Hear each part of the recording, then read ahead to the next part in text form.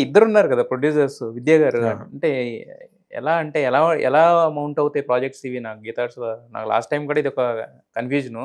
వాసు గారిని అడిగితే ఆయన వేరే చెప్పారు. డబ్బు అరవింద్ గారిదే, అన్నీ అరవింద్ గారియ్యే. బట్ అంటే మేము తెచ్చుకున్న కథ నచ్చితే గనక మొత్తం మమ్మల్ని చేయమని ముందు పెడతారని అన్నారు. ఇది ఈ ప్రాజెక్ట్ ఎలా మౌంట్ అయిందండి? ఎగ్జాక్ట్‌గా ఒకటే థీమ్‌లో ఏం జరగదండి. అంటే ఒకటే ప్రాసెస్ కాదు. హ్మ్. రకరకాల ప్రాసెస్‌లు ఉంటాయి. రకరకాల టర్మ్స్ అండ్ కండిషన్స్ ఉంటాయి.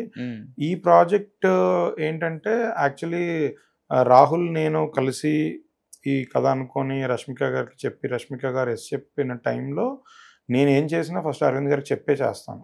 ఆయనకి అంటే నచ్చినా, నచ్చకపోయినా ఆయన చెప్తారు నాకు క్లియర్‌గా. సో, ఫస్ట్ మాత్రం నేనెప్పుడు అరవింద్ గారికి చెప్పి చేస్తాను. నేను అలా అరవింద్ గారి దగ్గరికి వెళ్ళి, "సార్ ఇది ప్రాజెక్టు ఇలా సెట్ అయింది. రష్మిక ఓకే అంది" అని చెప్పాను. అప్పుడు ఆయన వెంటనే రాహుల్‌కి కాల్ చేసి నాకు తెలీదప్పుడు ఆ విషయం. నేనింకా అరవింద్ గారు ఓకే అంటే ఆయనకి నరేషన్ పెట్టిచ్చాలని అనుకున్నా. వెంటనే నా ముందే రాహుల్‌కి కాల్ చేసి, "అదే ధీరజ్ ఒక ప్రాజెక్ట్ చెప్పాడు. ఈ కథ ఏంటి? ఇది నాకు నువ్వు లాంగ్ బ్యాక్ చెప్పావు కదా! ఆ కథేనా?" అని అడిగారు. "యెస్ సార్ అదే కథ" అన్నాడు. అనగానే అరవింద్ గారు అసలు ఈ కథ అయితే నేను రెడీ ఎప్పుడైనా చేయడానికి. ఇన్‌ఫాక్ట్ నువ్వు ఈ కథ నాకే చేయాలని నీకు చాలా సార్లు చెప్పాను కదా! అని అన్నారు. అలా అనుకోకుండా వేరే యాంగిల్స్‌లో అందరం ఫిక్స్ అయిపోయిన ప్రాజెక్ట్ ఇది. సో, ఒకేసారి సెట్ అయింది. తర్వాత అంటే ముందు నుంచే ఏంటంటే నాకు విద్యక్కకి చాలా మంచి ర్యాపో ఉంది. అరవింద్ గారు కూడా అంటే ఈ ప్రాజెక్ట్ విద్యక్క కూడా ఉంటే బావుంటుందని ఫస్ట్ నా ఒపీనియన్. ఓకే. నేను విద్యక్కని అడిగా, "అక్క కలిసి చేద్దాం ఈ ప్రాజెక్ట్" అని చెప్పాను. అంటే ఎందుకు అంటే ఇంకో ప్రొడ్యూసర్ ఇన్వాల్వ్‌మెంట్ అనేది ఎందుకు మీకెందుకు అంటే ఇప్పుడు ఆవిడ పేరు అక్కడ వేసినా వేయకపోయినా గీతా ఆర్ట్స్ ప్రాజెక్ట్ అంటే ఆవిడుంటారు. సేమ్ ఎఫర్ట్ ఆవిడ అన్ని ప్రాజెక్ట్స్ మీద పెడతారు.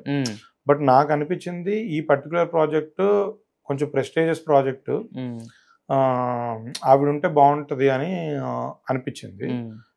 అంటే రష్మిక గారితో చేస్తున్నాం. కొంచెం ఆవిడ కూడా ఉంటే బావుంటుంది అని అనిపించి నేనే విద్యక్కని అడిగాను.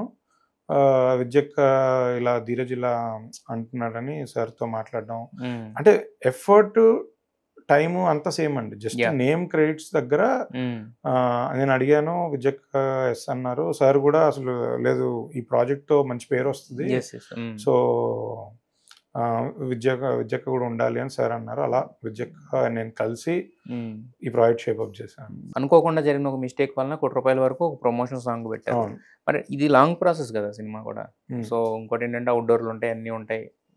సో, మరి ఎక్కడన్నా అంటే అనుకున్న బడ్జెట్‌లో కంప్లీట్ చేసారా? లేకపోతే ఎక్సెస్ అయిందా కంపల్సరీ? లేదు 100% అనుకున్న బడ్జెట్‌లో కంప్లీట్ చేశామండి. దానికి డైరెక్టర్ సపోర్ట్ చాలా ఇంపార్టెంట్. తను చెప్పిన బడ్జెట్‌లో, చెప్పిన నంబర్ ఆఫ్ డేస్‌లో సినిమా కంప్లీట్ చేశాడు.